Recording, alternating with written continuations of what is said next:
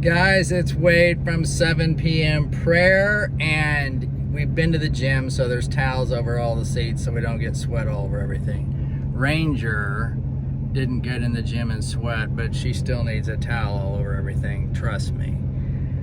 Today I want to share a couple things with you guys. The first thing I wanted to share with you is just how 7 p.m. prayer has been working for my family's life.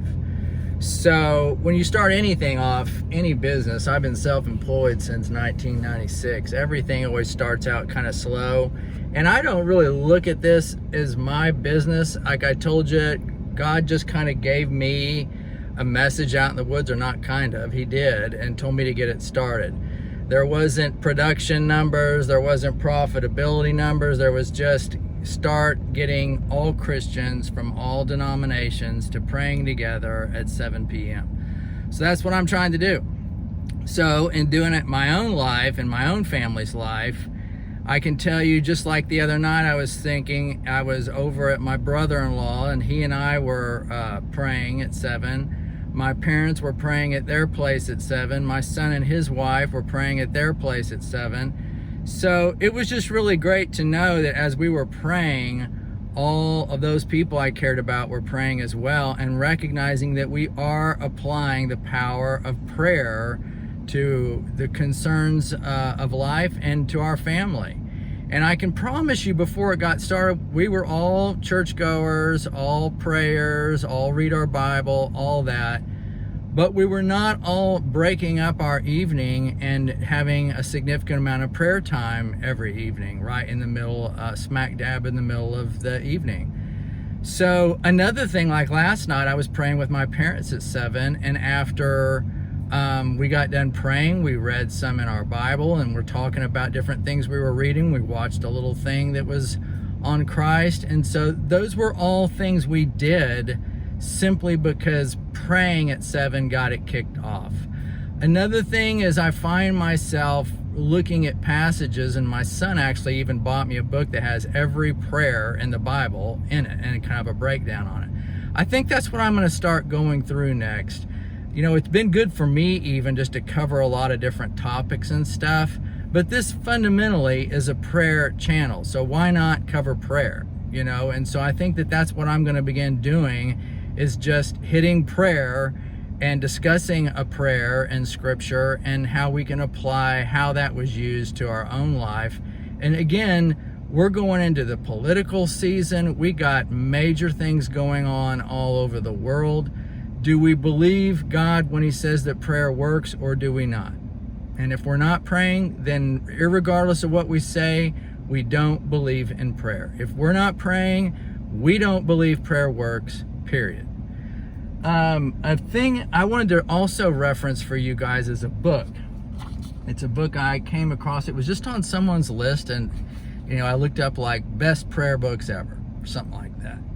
And this person had this book listed. It's called The Hour That Changes the World by Dick Eastman. And it's not a big book, you can see right here. But the thing I like about this book, and basically his purpose for starting this, was that he read that passage in scripture where Jesus took the disciples with him, a couple of them, to go pray, and you know, before he was to go to his crucifixion. And he basically came back, and Peter was asleep, and he was kind of like, could you not even pray for 1 hour? So he just decided he was going to make up Peter's lost hour. And so that's what he does. And so what he did, I'm just going to read through this for you, is he breaks it down, because I think we all know that just closing our eyes, folding our hands, and starting to rip it out on any given night, sometimes it's hard to, you know what to pray, and the next thing you know, you've been praying for 5 minutes and it seems like an hour. So he breaks it up in a way that makes it really easy. And I know he even talks about the fact that it's 12 sections. And so being an hour, that's 5 minutes a section. He talks about how if that's too long for you, okay, do 2 minutes a section. What I tend to do is I don't keep track of time. I might have one section last 10 minutes, and I might have another one last 2, you know, when it's all said and done. I don't really see the clock as being, for him, the clock was a big deal because of his reference for that particular passage in Scripture. For me, and how I use this personally, is using what Paul talked about, praying without ceasing. I have found that I can just kind of carry this around with me all day long as I go about my business. So here's the sections. You start out with a section on praise, where you're just kind of praising God. Next one is waiting, with an expectation of hearing something from him, being kind of poked by him with an idea or something. Next one is confession. Next one is scripture praying, using some verses that you've memorized and applying those to your life. Next one is watching. Next one is intercession, praying for others. Next one is petitioning, your own prayers. Next one is thanksgiving. Next one is singing, then meditation, listening, and then you end with praise again. Now, when I first read through that list, waiting, watching, listening, I didn't quite know what to do with that. Now, he has chapters explaining that, so he'll help you. But what I've noticed when I get to those sections is they've become kind of my favorite sections in some ways, because like with the waiting, you have that expectation of hearing from him. Watching, I've noticed that I just start paying attention to what's going on around me. And if I see someone that looks like they could use some prayer, I pray for them. Listening, I find I just listen to my environment. I hear sounds I wouldn't hear otherwise.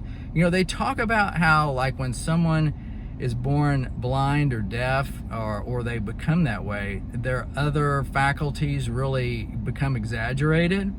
And I've noticed that when I'm paying attention to listening, all of a sudden that's where my attention is, and I'll hear things that I would have never noticed before.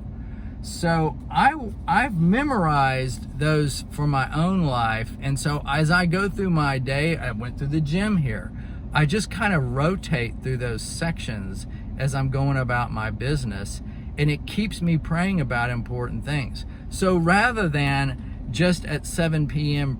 at bringing up some particular issue, all of a sudden it might be 10:30 in the morning and I'm praying about the situation in Israel. Or all of a sudden it might be 2 o'clock in the afternoon and I'm watching someone walk down the street and I can tell there's something bothering them, and I launch a prayer for them. So this is my way of praying without ceasing. Maybe I'm going to become, have a different way at some point, but this helps me stay with it and helps me kind of keep current with it too, to where I'm not just kind of launching up petitions for myself, but running through everything from praising God to watching my environment to going over scriptures by praying scriptures. It's really been fantastic for me. So this may work for you, it may be something else, but find something that works for you and apply it. Okay, guys, all Christians praying together at 7 p.m. tonight, and I appreciate you.